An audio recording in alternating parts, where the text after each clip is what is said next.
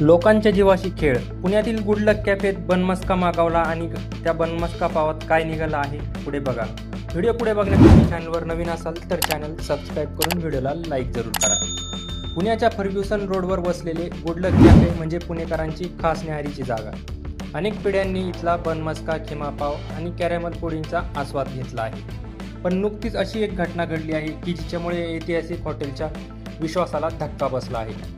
पुण्यातील प्रसिद्ध आणि ऐतिहासिक गुड लक इराणी कॅफेमध्ये नुकतीच एक धक्कादायक घटना घडली असून त्यामुळे या लोकप्रिय उपहारगृहाची प्रतिमा डगमगण्याची शक्यता आहे.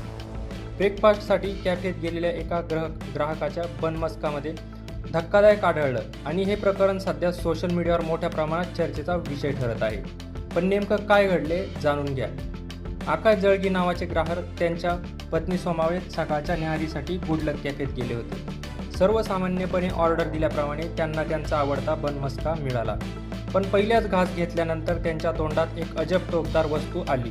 सुरुवातीला वाटलं की कदाचित बर्फाचा तुकडा असेल, पण नंतर नीट बघितल्यावर धक्काच बसला. तो काचेचा तुकडा होता. जळगी यांनी तात्काळ हॉटेल व्यवस्थापनाला याची माहिती दिली. हॉटेलच्या मालकाने तात्काळ क्षमा मागितली व संपूर्ण बिल माफ केलं. मात्र आकाश जळगी म्हणतात, वेळीच लक्षात आलं म्हणून वाचलो. जर ही काच पोटात गेली असती तर मोठा अपघात झाला असता. या घटनेनंतर त्यांनी अन्न व औषध प्रशासनाकडे ऑनलाईन तक्रार नोंदवली आहे. हॉटेल मालकाच्या म्हणण्यानुसार बनमस्का ते बाहेरून मागवतात आणि या प्रकारची माहिती त्यांनी पुरवठादारालाही दिली आहे. या प्रकरणामुळे खवय्यांमध्ये संतापाची लाट पसरली असून व्यवस्थापनाने या प्रकारची गंभीर दखल घेत तपास सुरू केला आहे.